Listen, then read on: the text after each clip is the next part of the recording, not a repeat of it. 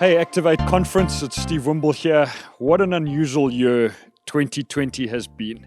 I was so looking forward to being over in Germany this year, but thank God for technology that we can record messages and send them across the ocean. And the subject that I've been asked to speak on this morning was sent to me in German with an English translation. So I'm going to do my best to pronounce it in German. Unfortunately, there are no German speakers filming this to help me know if I got it right or wrong. But my topic today is this: Du darfst nicht nur groß denken und auch nicht nur klein denken. I hope I got that somewhere in the ballpark of correct. So it's a great topic, actually, because when it comes to leadership in local church, we can't afford to only think about the big kind of strategic things or only the small little practical things, but we've got to be thinking of them both to enable a church to function well. I thought of an example of this relates to driving a car. I presume that many of you watching this drive motor vehicles. And when you're driving a car, you've got to be attentive to where you're going. That's the big picture. You've got to be looking forward, seeing what's coming at you, what the other traffic's doing. But at the same time, you've got to be attentive to what the small things that are happening inside of the car. For example, the heat, the temperature, whether the internal light is on or not. I don't know if you've ever had a bee trapped inside your car. But that small little bee suddenly becomes a very urgent matter, because if it stings you while you're driving, you could end up having a car accident. Other small things include listening out for odd noises. A little while ago, my wife said to me, please could I take her motor vehicle for a drive? It was making a funny noise. And I loaded up my son with me, and I drove just about 100 meters, and the car was terrible. The whole back wheel sounded horrendous. And I got out of the car and checked it, and the whole tire on the back right had gone out of shape. It had elongated. It was a giant big oval, and the car was just bouncing. And it was very dangerous. So I said to my boy, how long has it been like this? Do you know? He says, well, Mom finds if she drives faster, the noise goes away. And it had been about a month like that. So I went straight into the tire shop. Thankfully, they repaired the tire and could put it back on. And we had quite a good chuckle about that when I got back home with my wife and with our children. There's a really interesting story in the Bible in Luke 9, verse 11, where we see Jesus focused on the big things as well as some of the so-called small things. And it's the feeding of the 5,000, which is a fairly well-known passage. It says this: the crowds learned about it and followed him. He welcomed them and spoke to them about the kingdom of God and healed those who needed healing. Now, those are big picture things. Teaching about the kingdom of God and healing people that are sick. That's the reason Jesus came. That's the reason that we do church. Late in the afternoon, the 12 came to him and said, send the crowd away so they can go to the surrounding villages and countryside and find food and lodging, because we are in a remote place here. So obviously there were some people on Jesus' team that were noticing some of the details. Hungry, tired, dark. Jesus says to them, you give them something to eat. They answered, we have only 5 loaves of bread and 2 fish, unless we go and buy food for all this crowd. And Luke tells us about 5,000 men were there. That's excluding the women and children.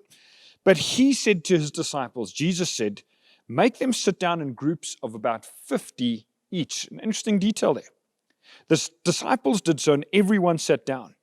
Taking the 5 loaves and the 2 fish, and looking up to heaven, he gave thanks, and he broke them. Then he gave them to the disciples to distribute to the people. They all ate and were satisfied, and the disciples picked up 12 basketfuls of broken pieces that were left over. I love this passage because obviously the miracle is absolutely amazing of the multiplication of the food, but it's got so much more in it. It's got these big things, as I mentioned, the teaching of the word, healings, the miracles, but it's also got leadership development. The disciples were being trained by Jesus in how to deal with big crowds and in how to see the grace and provision of God come into their lives. But it's also got attention to detail. We told in the story that there were 5 loaves, 2 fish. We're told that the large crowd was made to sit in groups of 50 each, a nice manageable number. We're given the small detail of Jesus giving a prayer of thanks and then breaking bread. And then he didn't just distribute it to the crowd. He could have, but he gave it to his disciples who passed it on. And then this beautiful detail at the end, it says they picked up 12 basketfuls of leftovers. We even given a little bit of an inside track on the clear up operation after this massive, miraculous event that Jesus did. So if Jesus could think both the big as well as the small, so should we be doing that when it comes to church leadership and things that we're involved in. Now, it's worth commenting that we are all wired a little bit differently. There are some people that are wired with this very big picture thinking, and they get quite irritated by small details. Basketfuls of leftovers, that's just a minor detail. Don't worry about that. We're just multiplying food, we're healing people, we're preaching the kingdom. There are other people who are very wired by God to notice small details. Hugely valuable people, because when something generally is about to damage or destroy somebody else, they notice, they help fix things, put things together. And there's some people who manage to live in both worlds, but often we have a preference for one or for the other, and we need each other if we're going to function well together in a local church. I'd like to speak about three big things regarding church leadership. I'm putting that in inverted commas. And then three small things, which are really important things, when it comes to the life of a local church. The three big things are as follows. Number one, our preaching content. Number two, community. And number three, the development of leaders. There are many more, but I picked these three for today. Number one, preaching content. I believe that the number one reason people attend services as part of a local church is to get spiritually fed. Community is a part of it, and we'll come to that in a moment.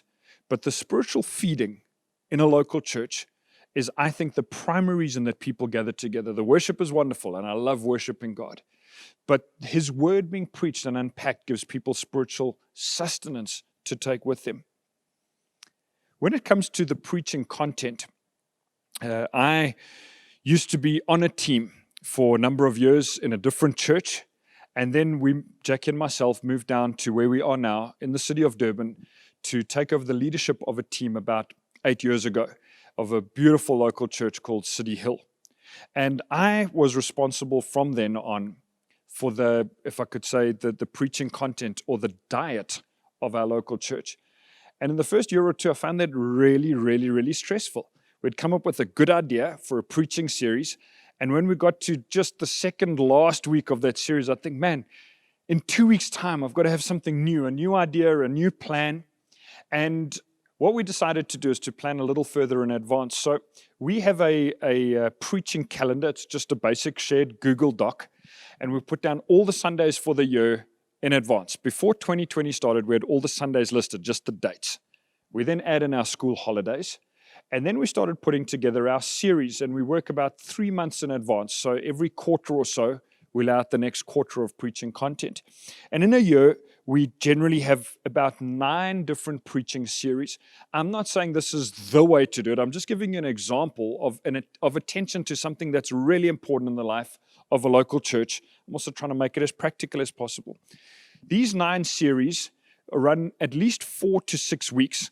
And from our summer, when the summer holidays end, right through to the end of the school year, here in South Africa, we have 4 schooling terms where we live. And so each of those quarters provide kind of the basis for what we do. We start off the year with a 3-week series called Engage, which is to encourage people to get involved in a group, to get involved serving somewhere in the church. We follow that up with a 6-week series. That's an invitational series. It's to get people into groups, hearing the Sunday message as well as midweek content that we provide. It's our biggest series in the year, is the one that comes kind of right early on in the year. We then have a series through the Gospels, usually for about 6 weeks. We've got a series that focuses our church outwards into giving and going. We've got a series in the Old Testament, a series in the New Testament. We usually have a Christmas series. And then we've got 1, 2, or 3 other series that deal with practical life issues, for example, family, marriage, parenting, finances, etc., or a doctrine series. We're doing a series at the moment called Big Questions, which deals with some Bible doctrine. And so when you've got a plan, it's helpful to plan in advance. And having that plan laid out is relieved a lot of pressure for me because I know a little where we're going, and we're working not at the back end of the wave, but hopefully on the front end of the wave. The second big thing that I believe as leaders we need to be paying attention to is the aspect of community in our local church. The very famous New Testament verse about local churches from Acts 2, verse 42 to 47. It's that synopsis of the early church in Jerusalem. But I'd like to focus just on these phrases. It says they devoted themselves to fellowship. That's a word about community. All the believers were together. Verse 46, every day they continued to meet together. Then they ate together. The togetherness of a local church is part of the glue that keeps us connected to each other. If it wasn't for community, well, actually, people could watch other preachers somewhere else in the world preaching probably a much better message than I could preach on any Sunday. But it's the community, it's the friendship, it's the connection, it's the encouragement that community provides that makes your local church and my local church absolutely unique and very, very, very special in the eyes of God. To my mind, there are two lungs, if I could use that analogy, that drive the community of a local church. The one lung are our Sunday gatherings where we meet together to worship God, to hear His word taught, and we do some community. But the other lung is a massively important one to me, is the lung of small groups. We call them life groups in our church. Your church might call them something different. But where we can gather in community to discuss God's word, to pray for each other, to connect, to build each other up. It's a really vital part, to my mind, of what it means to be in a local church. And if you're involved in any form of leadership, I'd like to just encourage you through this talk is to go back and look at the value of community in your local church. And to ask yourself, how can we do this better? How can we move that forward? How can we improve and grow church community without losing out on all of the other great things God has for us as a church? The third big picture item, if I could put it like that, that for me is a massive part of being involved in a local church is the development of leaders.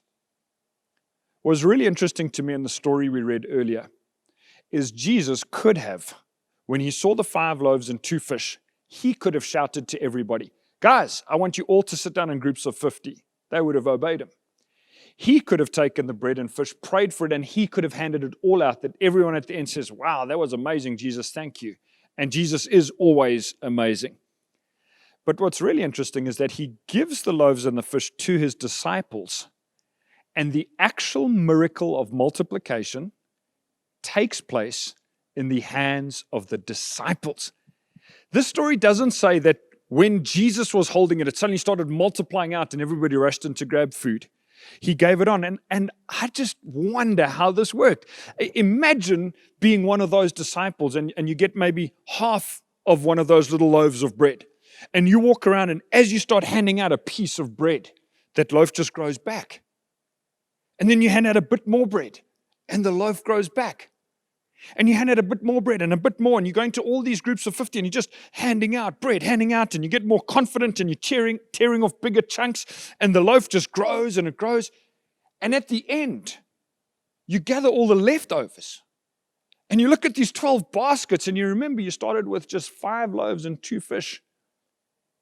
And you realize that Jesus was trying to teach you a lesson, is that the multiplication took place in your hand as the disciple. And so often the temptation as leaders is that if you've got some experience and some maturity, you probably can do the task. Maybe you could do it better for the time being than others on your team. But we stop people developing in their leadership.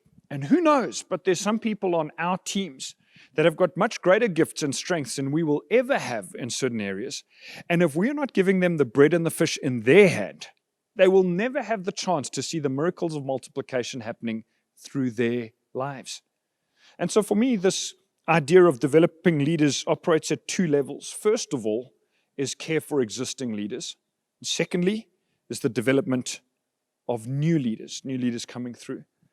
For me, the care of existing leaders is a really important one. In our local church, we've got some leaders who have been leading actively for over 20 years. And because they're self-sufficient and they can do what they do, they could do it with their eyes closed. It's very tempting to say, well, they're okay. I'm just going to go and look after newer leaders coming through. But every single one of us really appreciates care. We appreciate people looking out for us. We appreciate people taking an interest in us. And a really great investment we can make is into the leaders who have already been leading for a while, if you've got some long-standing leaders. But if we only do that, we neglect the joy of seeing new leaders come through. And one of the challenges with new leaders coming through is that they have their own ideas and sometimes do things very differently. Part of the process of mentoring and growing people is sitting, is chatting, is not being overly harsh, is speaking through things, is guiding, is adjusting, is helping. And we get to learn from leaders coming through as much as they get to learn from us. This is a big deal in a local church, the ongoing development of leaders. So those are three big items, if I could say that, for me, are really important in the life of a local church. Let's talk about three small things which are really important as well. Number one is our Sunday meeting practice. All the practical things that go on around our Sunday meetings. Now, for some people, this is the absolute worst. They would just love to arrive, love on people, preach the word, go home, maybe have a song or two of worship. But these small things have got a massive impact on people attending our services or joining in with our services, just like being in a car. If it's too hot or too cold or too noisy, etc., makes it an unpleasant experience.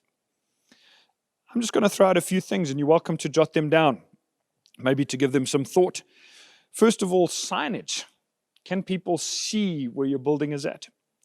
Welcome. Are there people who greet others who arrive, particularly brand new people? Sound. Is it loud enough or is it too loud? Lighting in our venue.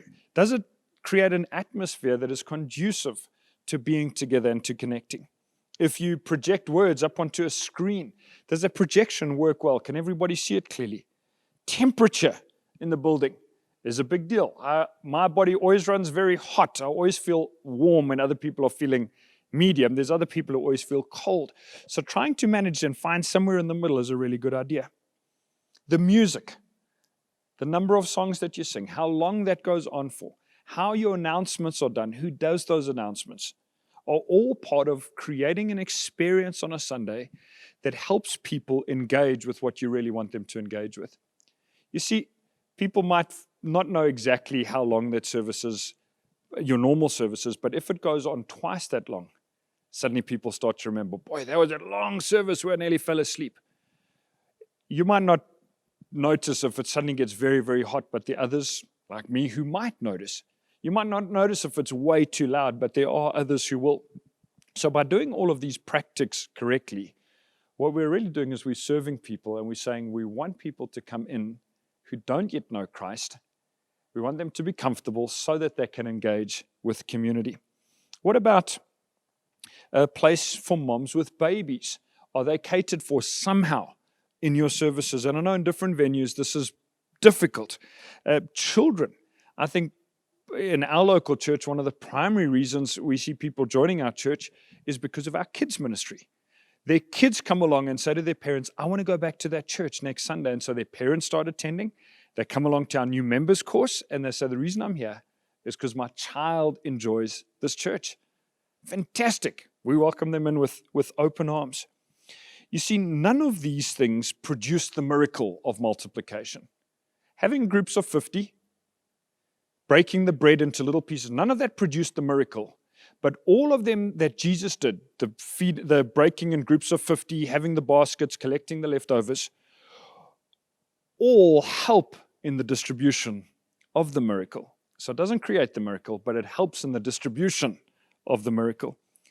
A little while ago, we invited some friends.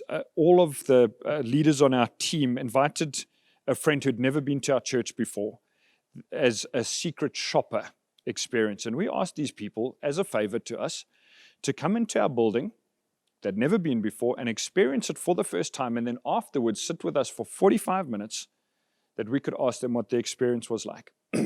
It was brilliant. We gave them each a little gift to thank them for coming. But what happens is that if you're in the same place every Sunday, you start to you don't notice things. You just know that's there. You know where everything is. But as a first-time visitor, you come in and you don't know where everything is.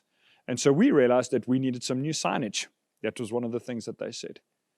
Some of the people commented on the temperature in our building. So we made some changes to that to enable us to cool our building down a little better. Some people commented on where they were sitting, that it wasn't that comfortable. We made some changes again. All of these were things we had just lived with. Nobody had mentioned them, but when we asked first-time visitors to give us honest feedback, they did. Also, if you go and visit somewhere else for the first time, you pick up ideas from them that you can incorporate back home.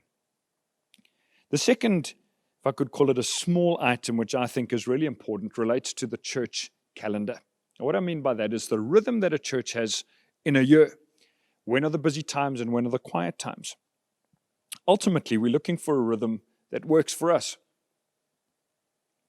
I'm not trying to copy other churches, but what I've found is that if you don't pay attention to this, if you don't plan a church calendar for a year, or every 6 months at least, is you can end up with some spaces that are very jam-packed, full of these great ideas, these great church events, and then other places that are very, very quiet where there seems to be a bit of a lull. If you've got a good plan in place for the year ahead, for example, there's the Activate conference coming up at that date in the year, we block it in, and then we keep space before and afterwards. We don't have big outreach events at our local church related to that because we know this is a big focus. It's a big priority. Equally, over Easter for us is a big deal. Good Friday and Easter Sunday is a big deal for us. So we don't plan a lot of other events to crowd those out. I mentioned those 4 terms. Some terms are better to do training courses than other terms. So we plan around that carefully.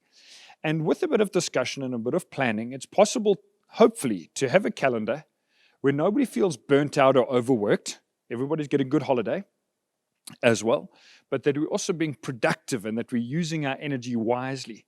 You see, being part of a local church is not a sprint. We're not in this for just 100 meters. It's a marathon. Now I want to be doing what I'm doing for decades to come, serving God, still passionate about Him, loving Him and loving His people. And if I burn out through overwork, through poor planning, through not having good holidays, chances are I'm not going to be able to do that. So this for me is it's an important little thing. And the final little thing that I'd like to talk about is communication in the life of a church.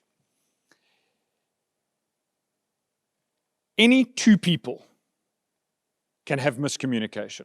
You take a husband and a wife, they love each other, and yet they have miscommunications fairly regularly, fairly often. Well, we certainly do. If 2 people who love each other can have miscommunication, how much more so when there are 20 people in a church, or 50, or 100, or 500, or more? Is there the chance for people to miss out on communication? So communication to the whole local church of what's happening, when it's happening, times, etc., events, is really, really important. I found that having too much is as bad as having too little. For example, if one of your ways of communicating is email, but you're just bombarding people's inboxes with an email of another church event every single day, and it's coming through, how many of you know people eventually stop reading those mails? They just delete without even looking at it. So by trying to communicate more, if I have it too much, I'm actually doing myself harm. The same is true of obviously doing it too little. So these are some of the ways that I guess we could communicate to local churches. First of all would be through announcements, emails, messages, text messages on phones, social media channels, etc. Just a little comment about announcements. We've got a lot of things happening in our church. There's quite a lot happening in any given week. But we've made a rule for our Sunday meetings that we will limit our announcements to just 3.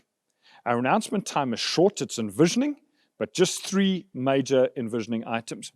I have a friend who was leading a church, and his announcements used to take at least 30 minutes. He used to almost preach each announcement and cover a large amount of ground. People loved his local church, but they were very nervous about the announcements because it just took so long. You see, people can't remember 5, 6, or 7 things. So we have tried to create different channels to communicate other things, but only 3 things that apply to the whole church do we announce on Sundays in our meetings. We make use of emails, make use of social media channels, and we make use of messages, but we've got a very clear idea of what messages go when and how often. It's not just a calling all pockets. If anybody's got an idea, let's just message everybody. We want our communication going out to be limited, but regular, so that people know where they can look. A website is, of course, another way of communicating out. So I've tried my best today to comment on some of the bigger things related to church leadership, preaching content, community leadership development, as well as some of the seemingly smaller things, Sunday meetings, church calendar, and communication. Being involved in local church can be really tough and tricky, but it's also exceptionally rewarding. The church is the only thing that Jesus Christ is coming back for. And I don't know about you, but I'm so delighted that we get to spend our time and our energy and investment into the church of Jesus Christ, what he's coming back for. In light of eternity, it is so worthwhile doing all that we're doing. And I want to just commend you for the incredible work that you're doing wherever you are. Well done for being part of this conference. And I trust that God gives you tremendous grace to keep your eyes on the big things as well as the small things. God bless.